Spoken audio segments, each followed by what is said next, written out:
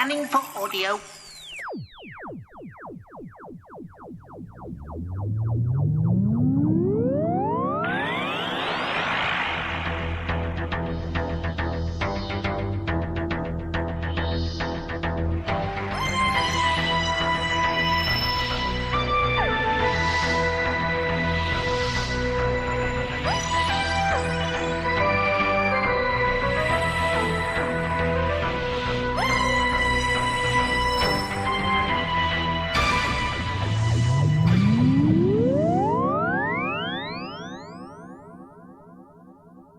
Welcome to a Tin Dog podcast, number 405. Now, I've not recorded a podcast for several months. Now, I know you've been having regular Tin Dog podcasts at the rate of 2 a week for the entire summer. And if you've just managed to cast the Whostrologies, go back and find them. They're all there. There's a lot of big finishes and there's a lot of other good stuff. But basically, it's been several months because I recorded all those in advance. But now, Doctor Who's back. Well, at least it is in the next few days. Now this podcast will all be combined with my review of Deep Breath. But before Deep Breath comes on, I just wanted to get some things out of the way. Basically, I wanted to talk about some hopes and fears and the usual sort of thing that you get before a new Doctor starts. Let's see if I'm right or wrong or just wildly inaccurate. So what do I want? Well, basically, I'm hell to live with before a new Doctor turns up. I'm genuinely not a nice person to be around. My concentration wanders. Let's face it, I'm like a football fan before the big match. I'm not sure what the outcome's going to be. I'm hopeful for something good. I've seen my team perform badly in the past, and I just want it all to be all right.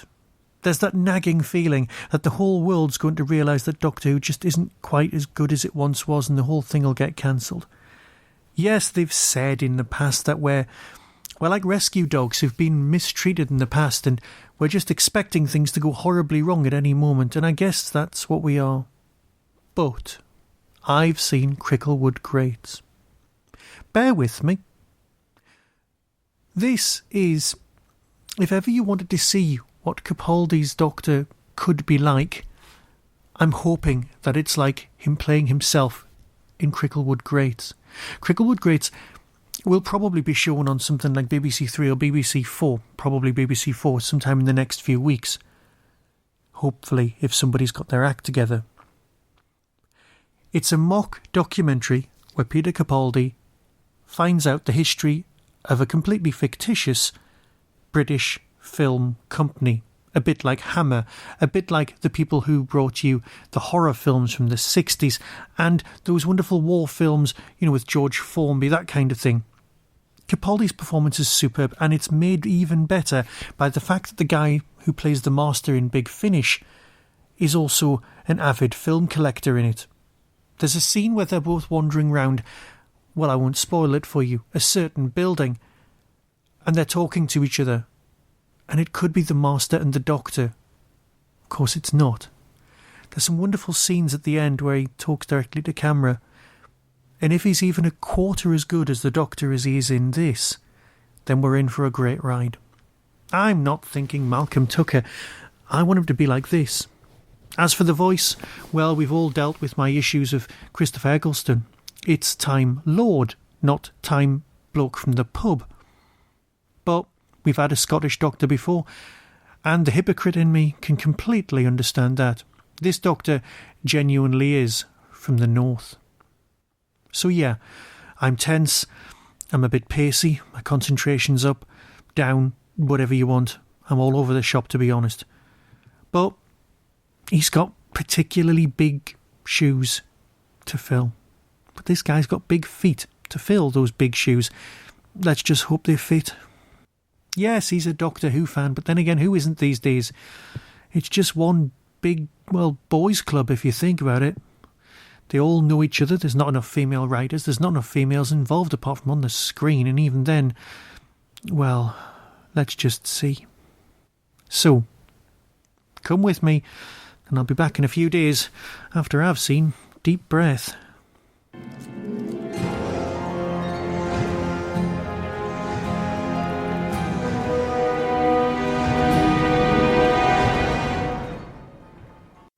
welcome back. Now, I wish I'd been recording while I watched Deep Breath. I wish I'd had the little microphone running in the background so that the things that me and my wife said to each other could just be cut and pasted straight into this. The opening music. Let's face it, I'll come back to the dinosaur nonsense in a moment. But the opening music. You've got Cogs. My wife turns to me and says, "Oh, Cogs, you'll like that." At the risk of misquoting Chris from the Pharos project, it takes a lot more than sticking cogs onto stuff to make something steampunk. But let's leave it there. "Oh, swirly things, you'll like that." The music goes on. "Are you liking this new music?" my wife says. It's all right. I'll get used to it. Doesn't exactly have enough oomph.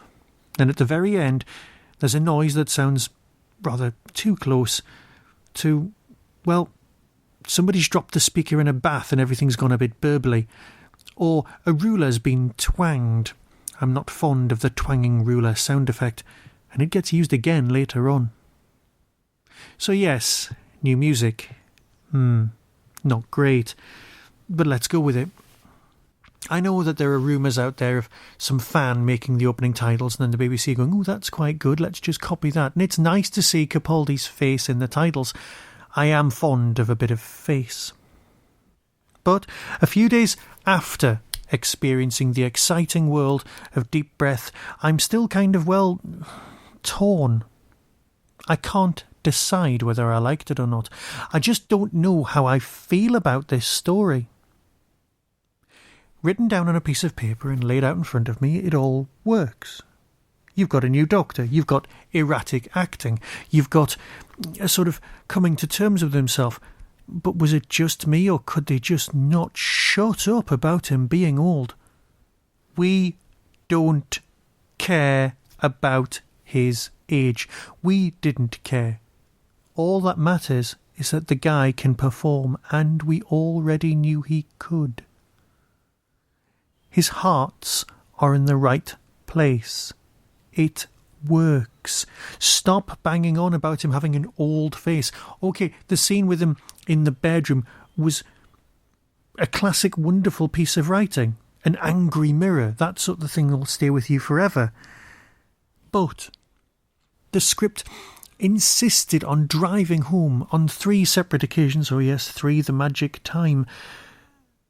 Every time something's mentioned 3 times, you know it's important. "Why do I have this face?" said the doctor. "We all know why you've got that face. You're being played by Peter Capaldi. Peter Capaldi's got that face. That's why." At no point did Sylvester McCoy or even Colin Baker's doctor go, "Why have I got this face? Why do I look just like one of the guards from a few series ago?" Nobody even batted an eyelid. Nobody cares that you were the scary child-killing man in Children of Smurfs. Because it just doesn't matter.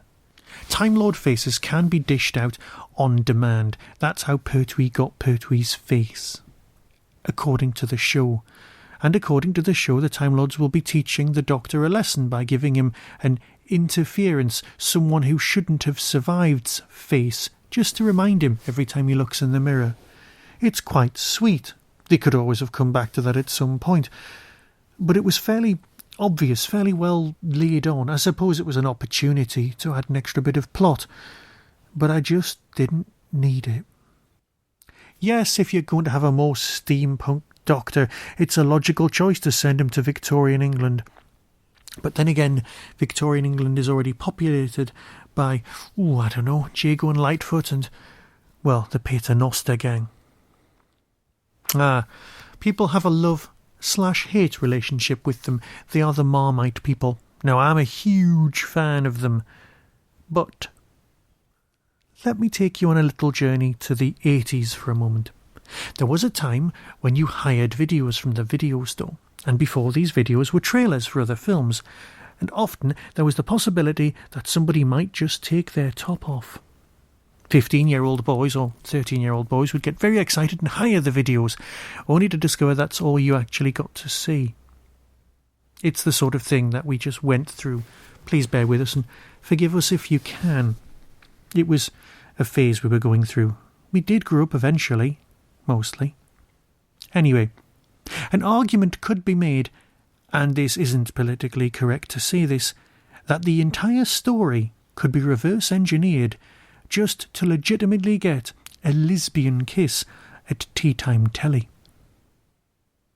Think about it. If this was on paper and going, I'm going to achieve this, you'd have to work it all backwards just in order to justify that one thing. Of course, narratively wise, we shouldn't care. We should just see it for what it is and not question the mechanics, not question their motivations for putting it on, or the possible titillation that may follow. Oh no, they were sharing breath and surviving in a marvellous robotic world where you can't breathe, but you can blink, because robots here are very stupid. I suppose the mechanical machines still blinked to keep the eyes moist that they'd stolen. That's fair enough. Nice return to Madame Pompadour's ship. The SS Madame Pompadour, very, very nicely referenced. I always wanted a little pocket watch with lots of cogs on display, and then on the inside I'd write the name of the ship, or have it engraved for a launch date. But the only thing I could ever find reference-wise was that it was the 51st century, and I really would like a specific date for launching. It's the sort of thing that keeps me awake at night as a fan. So yes, on paper there was some nice moments, some nice times, but nothing enough, nothing grabbed me. The dinosaur was wasted, and we have got kind of used to important and impressive things appearing in the trailers that have no influence on the plot. The TARDIS was swallowed by a dinosaur. He's not flirting. He actually shouts that he's not flirting in order to ram home the fact that this relationship's going to be a lot more different. But if he could just stop going on about his face for 5 minutes, that would probably make sense. Of course, just like the Brigadier, Vastra says here we go again for the Doctor's face, despite the fact that she hasn't officially seen any regenerations before, just like the Brigadier. So perhaps that's a nod to us, or perhaps there's more to the plot than we thought. On the subject of pointless moments, it jarred with me. There were two majorly jarring moments. The pointless appearance of Matt Smith, just to lay it on with a trowel that he has gone. And I just thought, oh, who are you? God, it's the old Doctor. I'd got used to the new bloke by now. Capaldi was great. The acting, Coleman, is great, given what she's had to work with. But it just didn't feel lovely. Yes, there was references to going to get chips from Rose, but that's not for us. And then, well, the story arc turns up. Psycho Mary Poppins, that's my boyfriend. Welcome to heaven. Oh, what looks like Port Merion. Well, that's fine. And then, of course, my other issues. Small, pointless, tiny things that just pass me by. But I couldn't let them go. You know me. You've known me long enough to know that I can't let these things go. It was the CGI. It just looked ropey. It was like it was 10 years ago. Okay, the dinosaur worked, but everything looked a bit flat. And was it just me, or did a tiny, tiny part of you want, from the depths of the River Thames, the Cyber King, or whatever he was called, to lumber out in a sort of Iron Giant kind of way and take on the dinosaur? Oh, perhaps that's just a bit of fan nonsense, but it would have made the story better. So yes, going back to Clockwork Robots was fair enough, but it just didn't feel wonderful. Extra padding on behalf of the Dan Starkey medical scanner scene. Yes, it was a little bit funny, and I am glad that they just stuck with that, because it wasn't until later on I watched one of the Blue Peter repeats that I saw what the actual business was all about. It was something that was used by the Paternoster gang, which was a competition prize from Blue Peter. Well done, the winner. Of course, I'm just jealous. I'm not 12, I couldn't have entered, and it was marvellous. It was a tricorder, but a bit steampunky. Well, what more do you need? It does work. You see, like I said, on paper, it all looks fine. But it just left me a bit cold. It's not supposed to be about plot when you've only got the one episode. But you haven't got the one episode. This is almost 2 episodes long in length, just shown back to back. Glad I didn't go to the pictures to see this, yes. But still not completely sold. But then again, I'd rather watch this than anything else going. It is Doctor Who after all. And the new guy, well, he's bleeding marvellous. So until next time, when you'll probably get more Doctor Who reviews, be seeing you.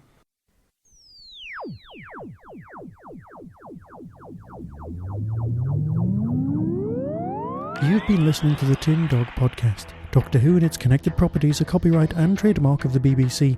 No infringement is intended. To contact the show, email tin-dog@hotmail.co.uk.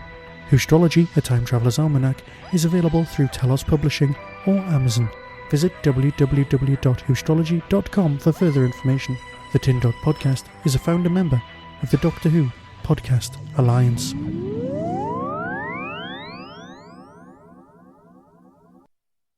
There now follows a collection of audio clips that I've found, including the BBC making of, just in case you've not been able to see it in your country. The first is from Chris Evans' radio show interviewing Peter Capaldi. Others will follow as I find them as extras. I hope you enjoy it. Well, good morning, Peter. Good morning, Chris. Welcome to the programme. Great to be here. Welcome to a brand new day on planet Earth. Fabulous, fabulous day on planet Earth. So what a weekend you have ahead of yourself. Now, I'm already in trouble because I called you earlier on the brand new Doctor Who. Apparently that's not the done thing. Isn't it? You're the brand new Doctor. Oh, really? Who says that?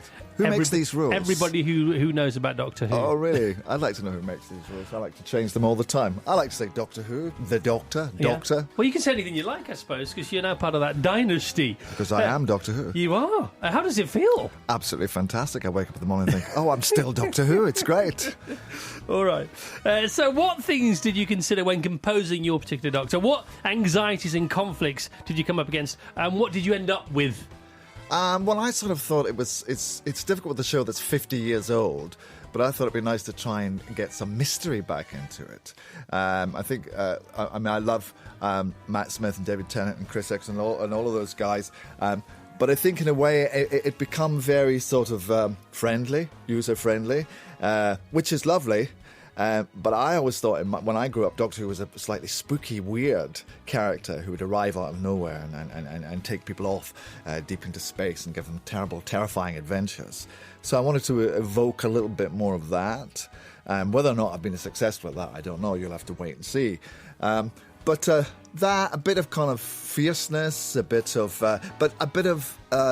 he's also very, very enthusiastic. You know, I wanted him to be a guy who absolutely loves his job, if you like. You know, he loves being able to fly through time and space. Why would you not? Why would you not? You know, he can get to wander off and see solar flares exploding across the galaxy. And also, you know, I think he likes to sit in the supermarket car park and watch litter blowing around. And, you know, one of those people who just loves things, but he gets really impatient if other people aren't into it. And he hasn't got the time. You know, if he asks you to come into the TARDIS, and if you hesitate, if you don't want to go, forget it, he's gone. You snooze, you lose. You snooze, you lose, absolutely, yes. So off he goes into time and space and has adventures.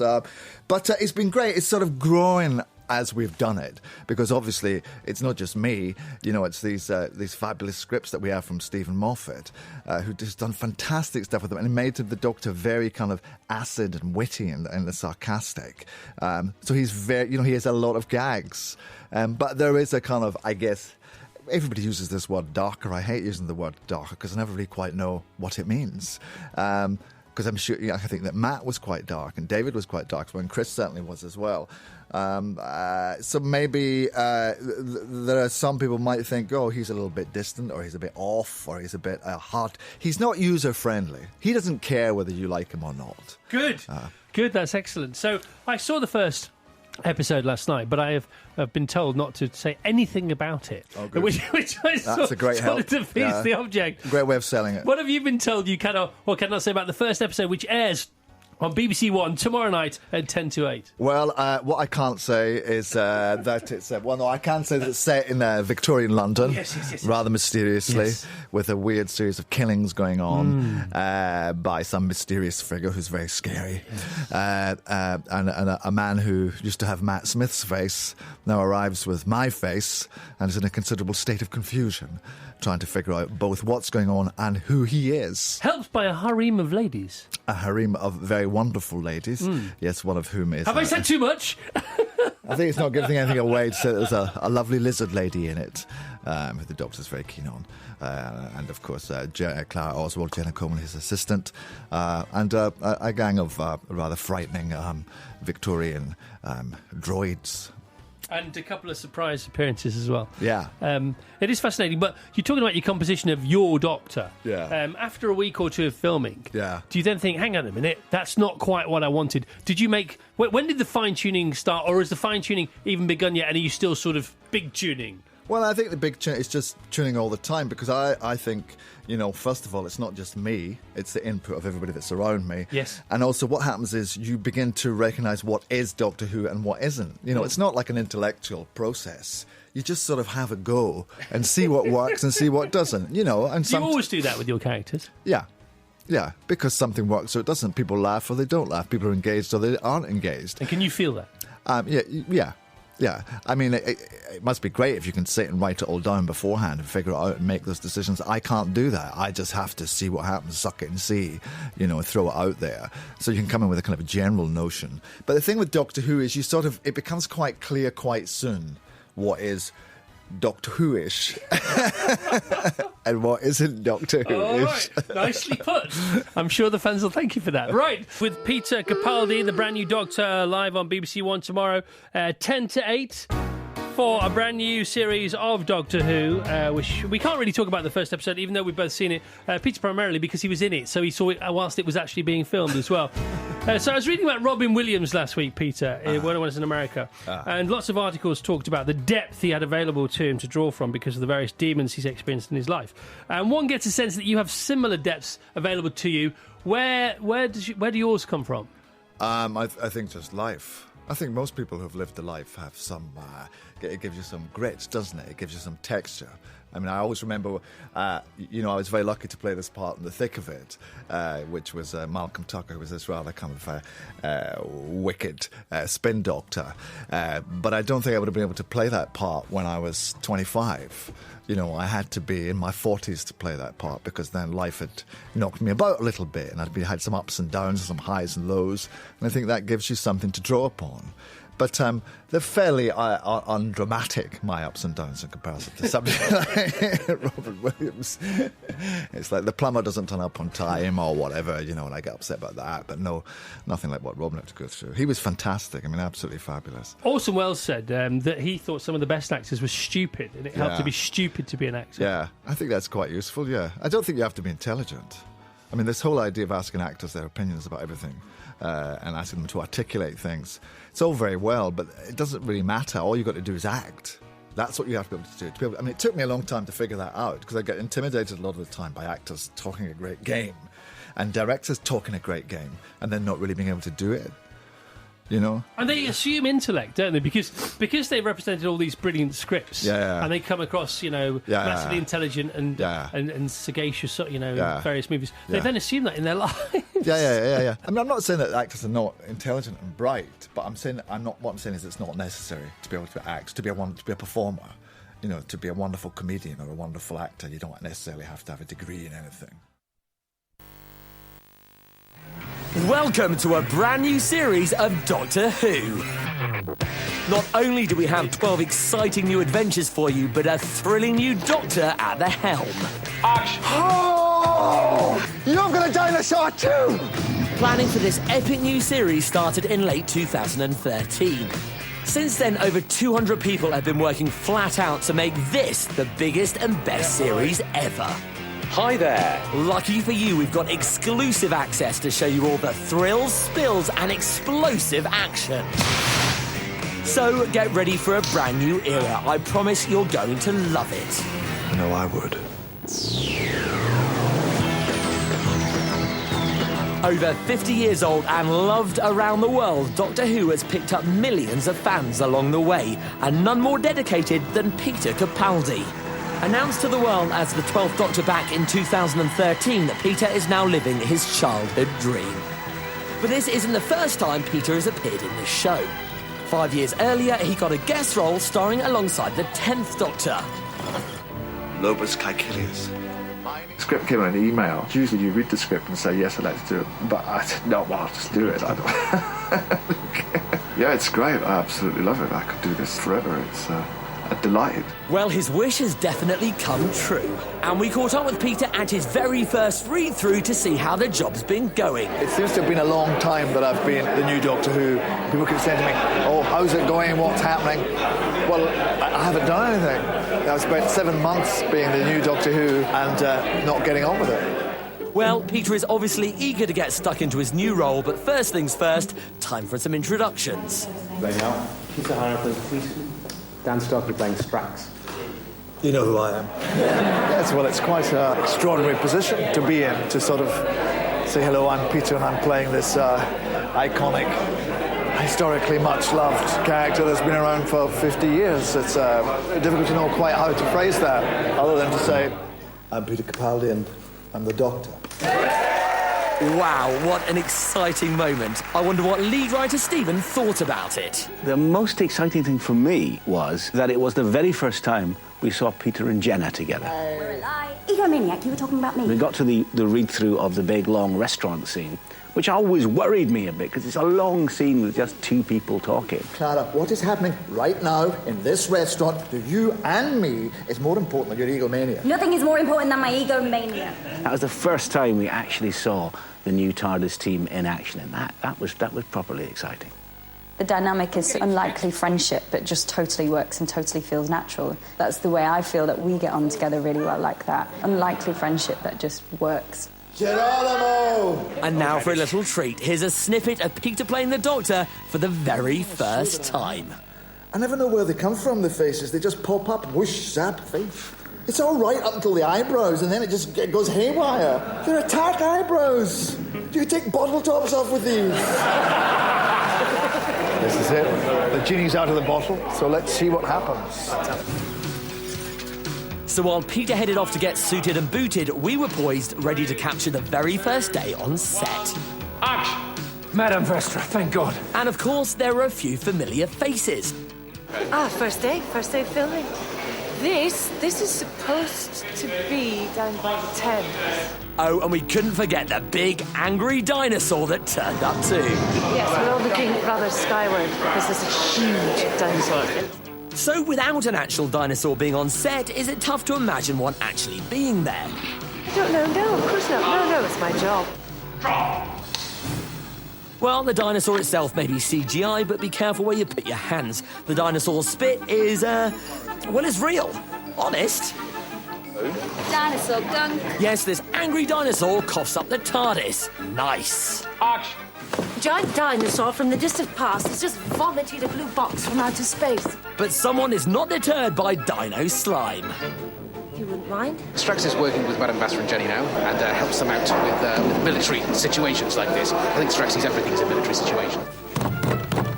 Exit the box and surrender to the glory of the Sontaran Empire. Well, if a huge dinosaur isn't enough to scare the living daylights out of you, this episode introduced an even more frightening new enemy. Half-faced man is terrifying.